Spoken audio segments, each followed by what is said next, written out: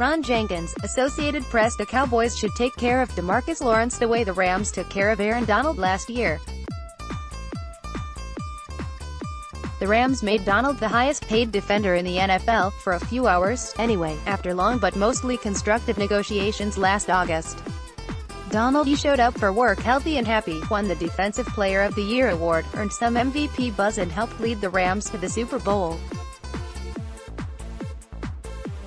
The Rams won. That's the best-case scenario for how the Cowboys should approach Lawrence's contract negotiations.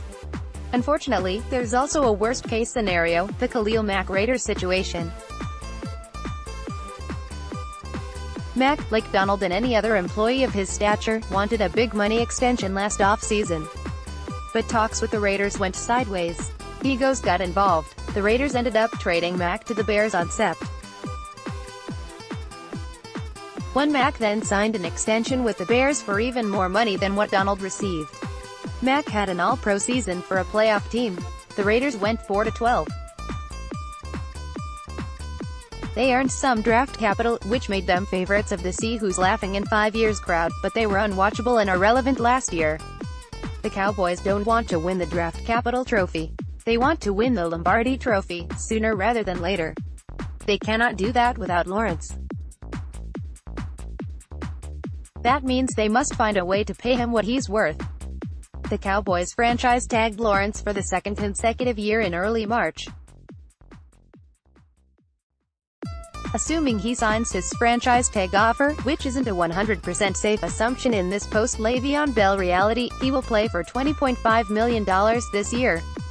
He'll then either become a free agent in 2020 or receive the dreaded nuclear option, a third consecutive franchise tag. Lawrence and the Cowboys have been negotiating a new deal throughout the off-season, but Executive Vice President Stephen Jones said the two sides were at an impasse during the owners' meetings this week, per David Moore of the Dallas Morning News. Jones said the sticking point is that Mack and Von Miller of the Broncos earn far more than any of the NFL's other top edge rushers. Donald plays defensive tackle, but his contract is also almost certainly a consideration. Khalil Mack's $141 million deal with the Bears reset the market for elite defensive players and has forced teams like the Cowboys to make some difficult choices about how to build their teams. Rick Scateri, Associated Press. I'm sure that is why we're struggling a little bit, Jones said. There is a delta between the top two guys and where the rest of the edge rushers and pressure players have been paid up to this point. Translation: Lawrence wants to be paid in the Mack-Miller-Donald range, but the Cowboys have a different range in mind. Mack's 6-year, $141 million Bears deal had $60 million fully guaranteed at signing, per over the cap. The Rams gave Donald a 6-year, $135 million contract with $50 million guaranteed at signing. Miller's 6-year, $114.5 million contract with the Broncos has a rolling guarantee structure that has already surpassed $50 million. And don't forget Trey Flowers, who just signed a 5-year, $90 million deal with the Lions that had $50 million guaranteed at signing. Below those four big contracts and a white elephant are two, J.J. Watt's 6-year, $100 million contract with the Houston Texans could be the subject of its own economics course. The guaranteed money for edge rushers dips to the $30 minus $40 million range. That's quite a difference.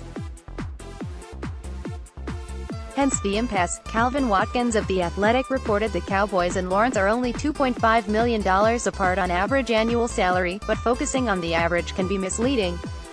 Lawrence surely wants that extra money front-loaded and guaranteed, not tacked onto the back end for appearances. At first glance, Lawrence doesn't appear to belong in the top pay tier for his position. Tied for 17th in the NFL with 10.5 sacks last year, well below Donald 20.5, Miller 14.5, and Mack 12.5, with interceptions and forced fumbles to boot. Lawrence tied for second league-wide with 14.5 sacks in 2017, but he lacks the track record and accolades of the $100 million men. However, Lawrence's impact goes far beyond his sack totals. He finished 5th in the NFL with 43.5 pass pressures in 2018, per Football Outsiders, Sports Info Solutions, ahead of Flowers, 41.5, Miller, 36.5, and Mack, 38.0, but behind Donald, who led the NFL with 59.0. Lawrence just lacked reliable complementary pass rushers to help boost his sack total. As the Cowboys roster now stands, he still lacks them. He also excelled in run defense. Lawrence was the best player on a young defense that improved drastically last year, making him almost as indispensable to the Cowboys as quarterback Dak Prescott. And whether the Cowboys like it or not, Mack and Donald reset the market with their massive deals last year, which is why the good but hardly spectacular Flowers now has $50 million guaranteed in the bank. Cowboys Executive Vice President Stephen Jones said the team is at an impasse with Lawrence over what the Cowboys believe he is worth and what Lawrence believes he deserves based on the recent contracts given to Aaron Donald, Khalil Mack and Von Miller. Leon Halep, Getty Images. That leaves the Cowboys with only two choices: solve the impasse by giving Lawrence a Mack-like contract or risk losing him to some team who will. No trade rumors or holdout threats have emerged as of yet. But the only thing top NFL players hate more than the franchise tag is a second franchise tag.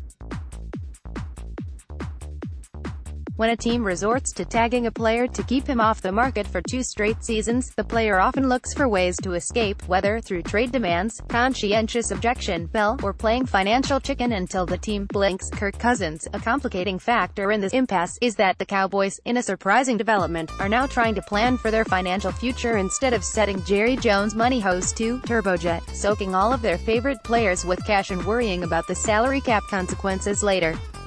Both Prescott and top receiver Amari Cooper are on the final year of their rookie contracts this season, which means Lawrence is one of 3 core Cowboys stars who must either receive an extension or potentially become a free agent next offseason.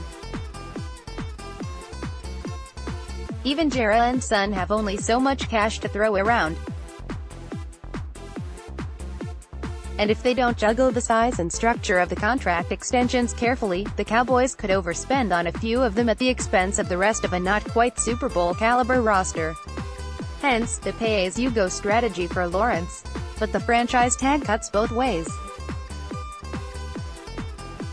Lawrence's $20.5 million cap hit leaves the Cowboys with roughly $17.5 million in space this year, which limits them in free agency and potentially complicates the structure of a Prescott extension. Also, the Cowboys could end up paying Lawrence $37 million for 2018 and 2019 because of their reluctance to guarantee him $50 million for 2019 and beyond. In other words, the Cowboys are rapidly reaching the point where they will pay Lawrence as much guaranteed money under the franchise tag as they would have had they just signed him to a long-term deal last year. But that can make a team stubborn about paying even more guaranteed money, which in turn sours negotiations. Though his sack total last season barely ranked among the league's top 20, Demarcus Lawrence recorded more quarterback pressures than all but 4 players. Danny Karnick, Associated Press. It's all a recipe for the downward spiral into the worst-case scenario, a Lawrence trade or holdout that leaves the Cowboys without their star pass rusher, turning a team that appears to be a move or two away from the Super Bowl into a directionless franchise robbing its defense to pay for its offense. If the Cowboys stop talking about deltas and offer Lawrence a Donald or Mack-esque contract he cannot refuse, they can turn their attention and some cap space toward Prescott, solidify their core and go about becoming playoff contenders for the foreseeable future. It's an expensive choice, but it's also an easy one. Mike Tanier covers the NFL for Bleacher Report. Follow him on Twitter, @Mika_Tanier. NFL handicapper Warren Sharp joins the Lefkoy Show's Adam Lefkoy to discuss how he analyzes games each Sunday, what the league's new replay rule on pass interference means for the sport and what effect all the off-season moves and news will have on the season to come.